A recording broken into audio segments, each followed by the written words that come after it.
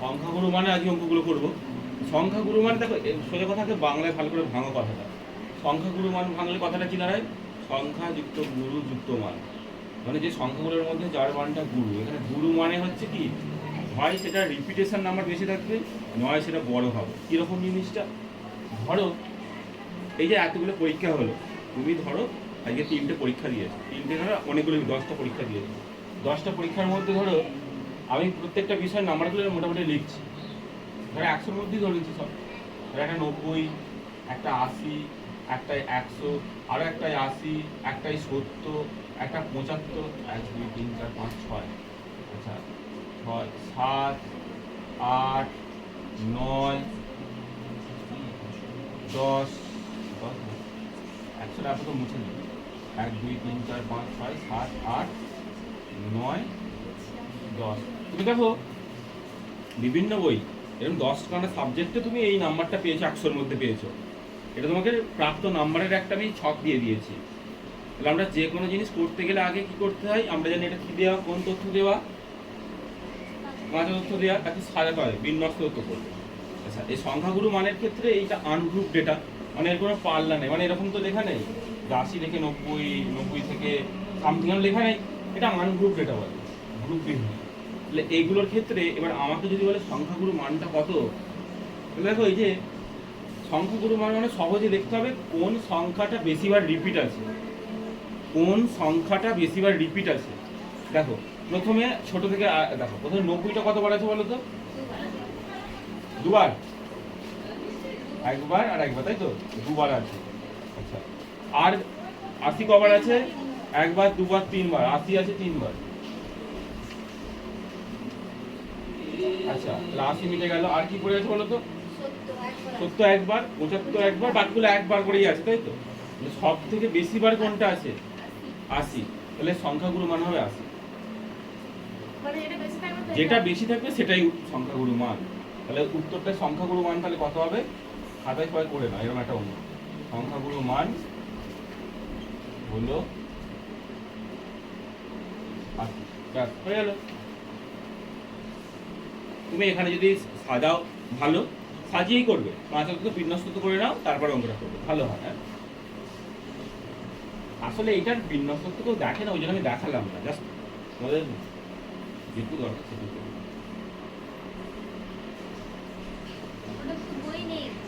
বই থাকবে না, পরে বইয়ের কথা উদাহরণ দিয়ে দিলাম, তারপর বইগুলো নিজেরাই করতে পারবে।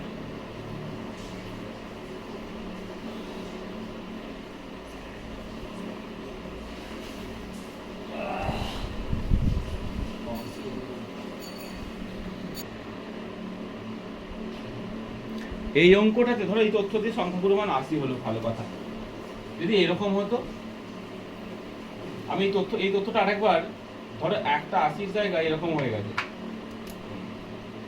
এখানে একটা অন্য মান এসে গেছে, ধরে নাও 71, তাহলে এক্ষেত্রে সংখ্যাগুরু মান কত হতো? তাহলে আবারও গুণি, তাহলে 80 কবার আছে গো?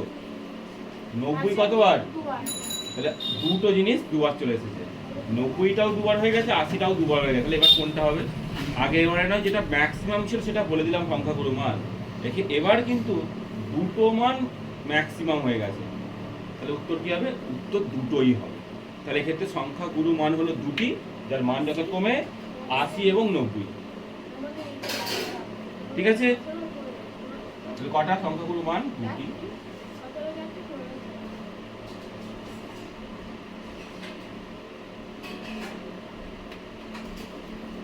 দুটি, যথাক্রমে 80 ও 90 হয়ে গেল। কত সোজা ব্যাপার। আগে আমি তখন যেটা সংখ্যায় বেশি সেটা লিখে ফেলছিলাম, কিন্তু যখন দেখছি একাধিক একই সংখ্যা হচ্ছে, একই বার, তখন সেটা হচ্ছে কি দুটো নিতেই হচ্ছে। যদি 3টে হতো, ধরো আমি বললাম এখানে ধরো আবার ধরো ধরো কি বলি 70টা দুটো আছে, তাহলে 3টে হতো, তখন কিন্তু 70 হতো। কিন্তু এইভাবে করতে করতে এরকম হলো যে সব কটাই দুটো করে বেরিয়ে গেল, তাহলে কিন্তু সংখ্যাগুরু মান হবে না।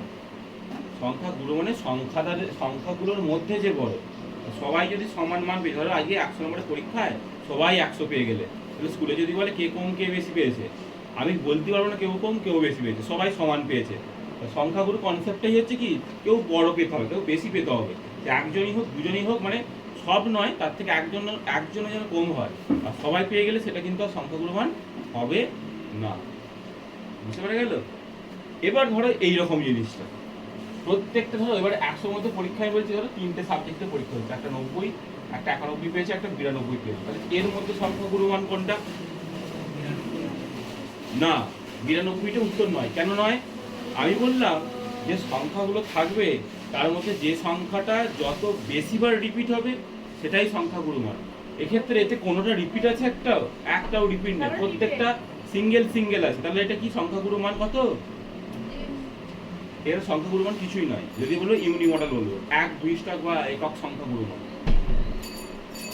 ঠিক আছে, বুঝে গেল? একটা হবে এখানে। যদি আমরা বলবো উত্তরটা হবে এই সংখ্যাগুরু মান কত? 1, কারণ এর কিছু নেই, আর সবই সিঙ্গেল হয়ে আছে, কেউ কারো কম বেশি ইত্যাদি কোথাও কিছু নেই। অ্যাকচুয়ালি বলার কথা অঙ্ক হিসাবে এর কোনো সংখ্যাগুরু মানই নেই, 0 বলে দিই। এটার ক্ষেত্রে কথা হলো 2টো হলো, এরকম হতে পারে 3টে হতে পারে, একটা হতে পারে। একটা মানে কিরকম বলো তো?